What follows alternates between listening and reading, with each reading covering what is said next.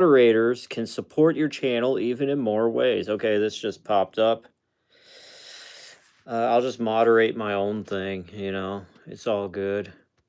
So, welcome everybody to the live stream in the future because obviously no one is in the room right now.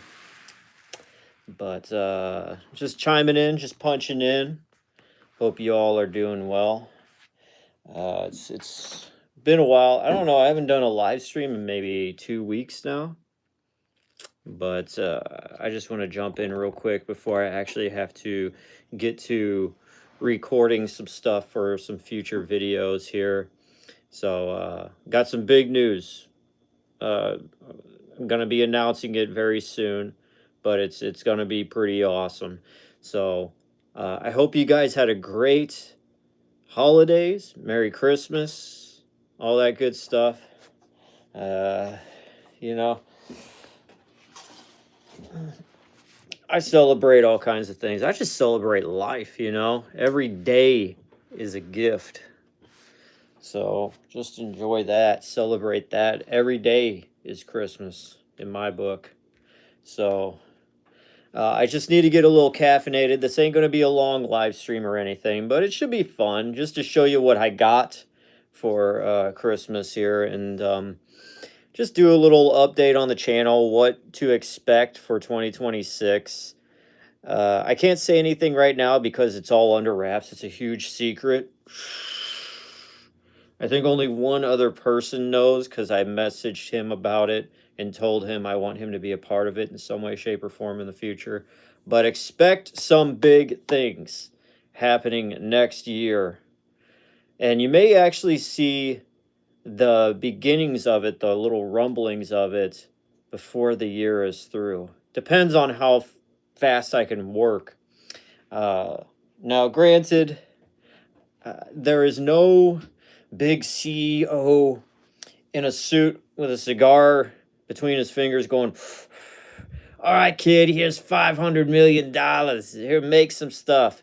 So it's like I'm like just doing the best I can with the little bit of money I do have out of my own pocket to make this channel even more broader. That is the scope, because from 2019 to about 2021, it was just by the end of 2021 I was almost going to give up on this channel, to be honest. Let's just be clear here. I was because I pushed as far as I thought I could go with it. Like, I thought maybe I got 300 subscribers. I put out like a Toys R Us documentary, and I was like, that was like the first big thing. That's when I noticed, oh, I could actually do something. I could actually have a YouTube channel that could mean something. So I put out the Toys R Us documentary kind of just as my own fun thing. And that's the trick for any YouTuber out there. You want to make a video that you will actually like and want to watch. I know it's a crazy concept. Make stuff you would actually like. But it's just so true. And it's like, yeah, it was a lot of work, but I'm like, the whole time I'm working on any documentary. I mean, the first one was the Toys R Us one. It was a lot of work. I didn't know what I was doing. I was just kind of throwing things together as best I could. I'm not a professional in Photoshop or video editing or anything, but I was just putting things together the best way I could. There's a lot of like imperfections with that Toys R Us documentary, that first one. I think it came out in June of 2021. When I put that out, yeah, it was just a lot of stuff wasn't lined up right, but it worked. It was a passion project. I put it out. There was no promise of getting any kind of money from it or anything. I wasn't monetized or anything, but it was just something that I put a lot of work into, and a lot of people thought I was insane because I would tell people about, oh, this is going to be such a cool thing, and then we do this, and a lot of people would just be like, uh-huh. And how much are you paying? How much is YouTube paying you? Well, nothing, but this is so cool. And everybody thought I was insane. And I put the video up, and it got like, 20 views one day, 40 views the other, 60 views, and then it started like climbing, and I was like, oh, cool, people, I'm getting recognized now, like the, it's I felt validated because before then, it if you started a YouTube channel and you really try to go at it, you'll know this experience where you'll just put video after video up and you put your time and your effort into it, and like nobody's caring, and you probably get one dislike from it. Yeah, that is the average YouTuber experience your first couple of years. Like, don't be upset about that. Don't even let it bother you. You just gotta keep going. And that was like the first time when that Toys R Us video came off. It went from like just nothingness and a dislike and maybe a like and hey, this is cool every once in a while.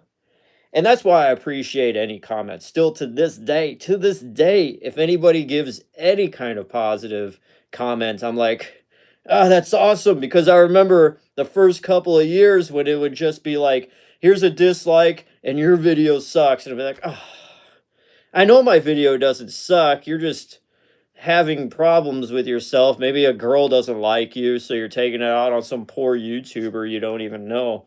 But, when I start, because I come from that, I still have that mindset. I know what it's like to now when I get comments from people saying, oh, awesome video. I'm like, yes, thank you. Heart, heart, heart. Yeah, it's because I do love it. I do love it. I'm not just doing that just because. Um, One lady said on the McDonald's documentary, this was a while ago, she was like, wow, you actually put all the time into making this and you actually heart and like, love all the comments. That's a lot of, that's a lot of work. I'm like, no, it's not. Like, people took their own time to stop, click on the little comment box, type something, and hit post on my video. They didn't have to. They could have just watched it and swiped away and not cared at all. That is the average experience. I'm guilty of doing that to videos I like. And then I have to go back and realize, oh, I like that video. I need to actually push that so people know. So it's like, I'm guilty of that too. So if someone were to do that to my video, it's like, hell yeah, I'm going to appreciate that, man. Obviously. So I'm getting my coffee in. If you don't know, big news coming along. So to wrap that all up, that was the first couple of years. And then I put out the McDonald's documentary, and that just kind of skyrocketed me to the next thing, which was it got me over 1,000 subscribers, and it got like all the watch time needed to like be monetized and do all that kind of stuff. The idea of being monetized on YouTube, don't get it twisted. You're not going to be able to quit your day job. Let's just say that. Let's just say that. All right. Now you may be like, I may be able to buy a soda for $2.50. Review that. And if for some way, shape, or form, 2 years down the line, it gets a couple of thousand views, it'll at least pay for the soda. So I'll like break even. So, like I said, trying to keep the channel afloat and try to just keep things running and just still pushing with the vision and the legacy of the channel and what this whole channel is all about. You want to keep it going, you want to maintain it, you don't want it to die. You got to have passion and drive and not be driven by thinking, oh, you're gonna be a millionaire, or it's going to, there has to be something else driving you besides monetary gains, attention, fame, or anything. It has to come from like, it's a part of you. Like, this channel is just basically an extension of my personality, and that's all it is. So what you're watching is basically a part of me that isn't physical. It's in my brain, that I had an idea and I just put work into it, used my camera as an instrument to get what was in my head out. That's all it is. So that is what you are really envisioning. So yeah, 2022 is when, it got monetized and I got 1,000 subscribers and things got a lot larger and I got a lot more people watching my stuff, which is cool.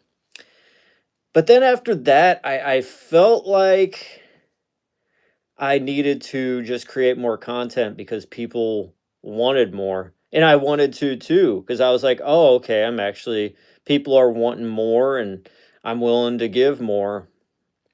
And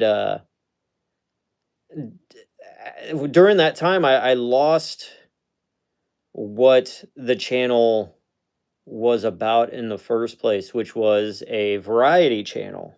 It was a podcast. If you don't know, there is a podcast side to things. If you search Apple Podcasts, Spotify, or whatever, there is an Industrial Industries World Radio podcast, which is the audio thing.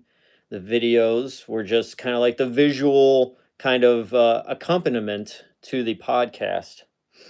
And I stopped doing the podcast because YouTube kind of took over everything.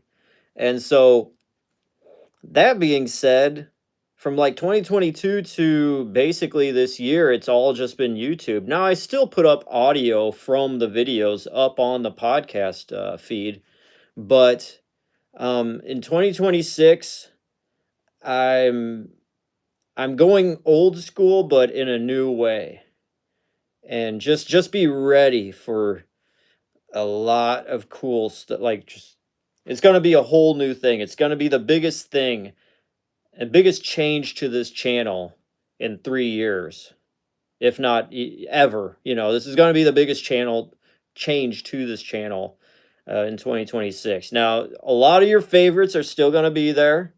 The reviews, the wacky stuff, all that. It's gonna be even better. So it's just, yeah. That's all I can tell you right now, but just expect that the channel is definitely going to be taken care of in a lot better way than it has been. And considering that I put videos out every single day, that should be saying something. Like, if it's going to be taken care of even more than that, like how? Just be ready. It's going to be more in depth. I feel like it's going to be something it's going to be, it's going to feel right. It's going to feel like a welcome home. All right. So, anyways, I'm getting my coffee going here because I do have to work on a video called "The History of Monster Sap." So I got all of the narration read. I was behind her microphone for like 45 minutes the other day, and through that, I got to chop out maybe 3/4 of that. So the documentary is going to be about 15 minutes long. The history of Home Alone Monster Sap. Monster Sap from Home Alone 2, the little spray monster head thing. How much history can you really do with that? Well, I dug deep enough. Let's just say that. And I got to give it a backstory, and so you got to set it up right. Because if you just jump right into it, it's kind of like, whoa. Because I think whenever you work on a documentary or you're going to present the history of something, you kind of have to set up a backstory.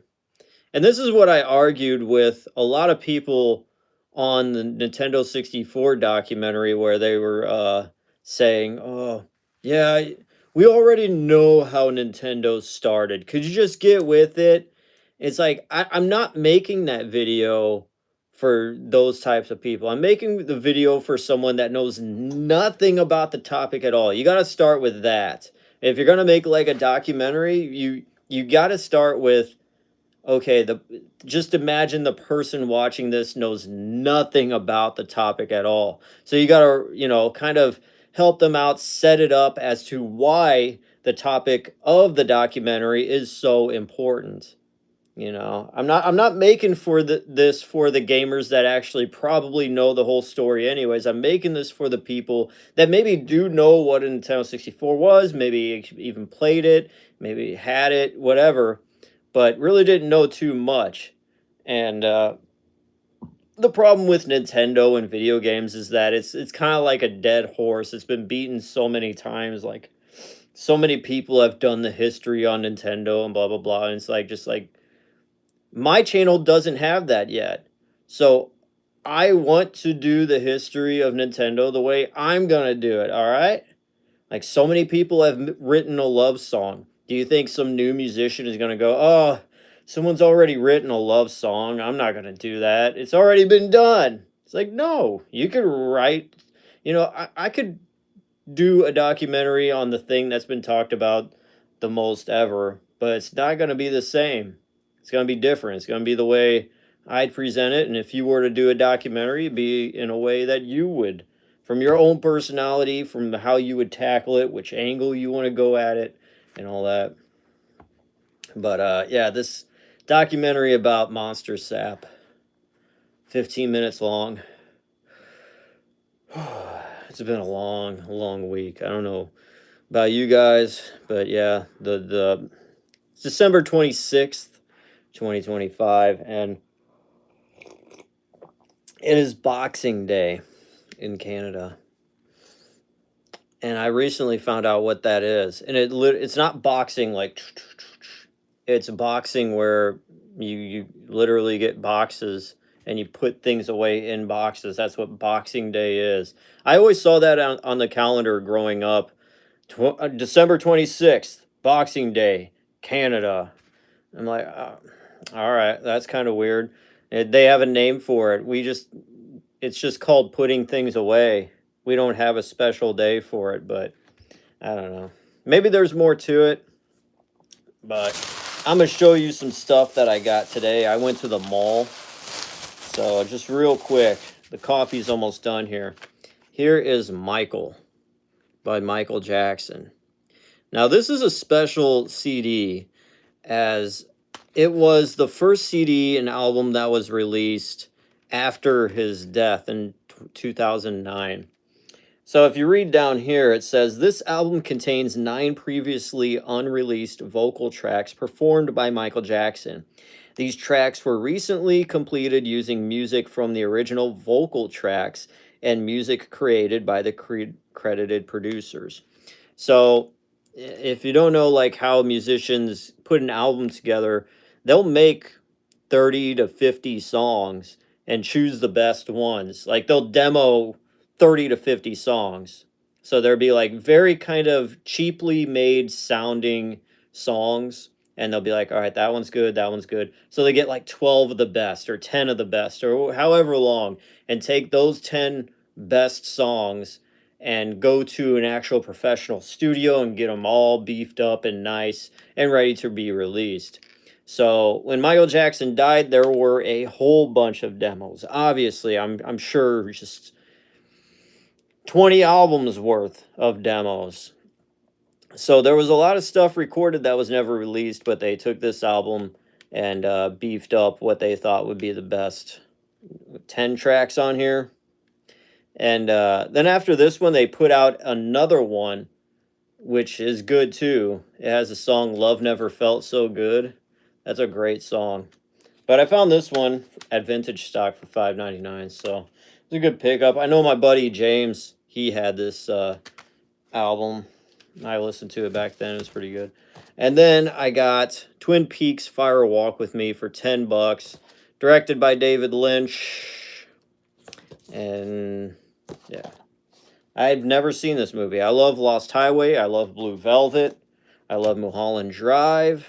So, and I've only heard good things about this one. So, excited to watch that. Oh, and I stopped by the candy store. And here we have another Hammond's candy bar, a PB&J sandwich candy bar. Wild stuff. And then this is from, where is this from?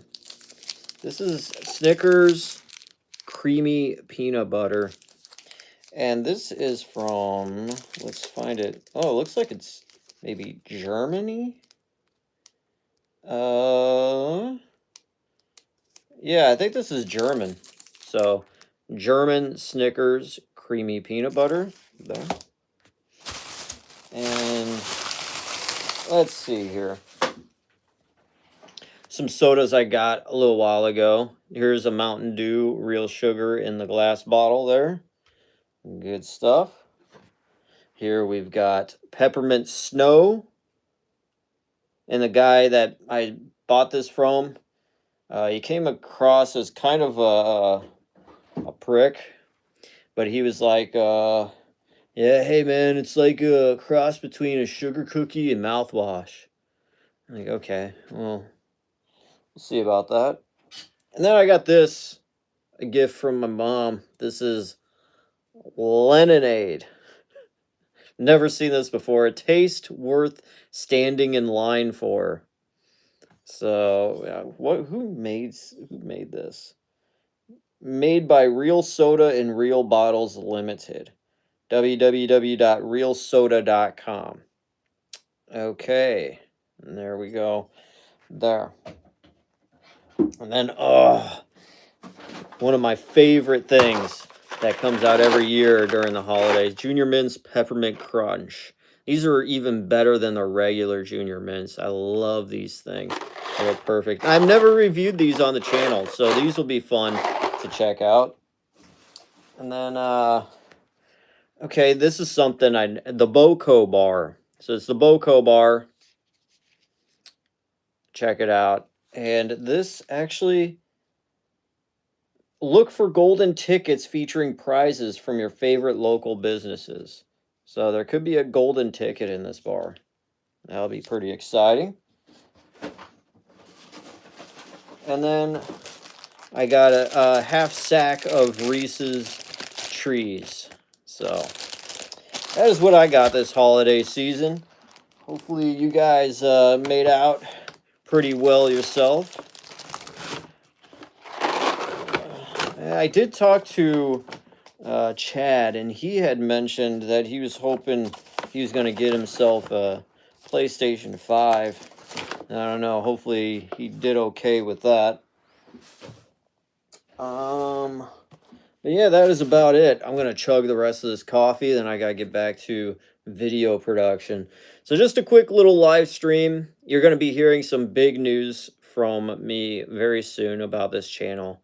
It's going to be not more of the same, but more of the same and more of it in a different way and better. Yeah. Yeah, let's go with that.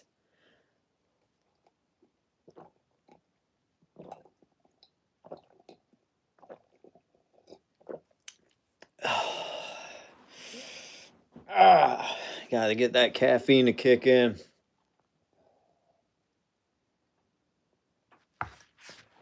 Let's check the chat real quick just to make sure.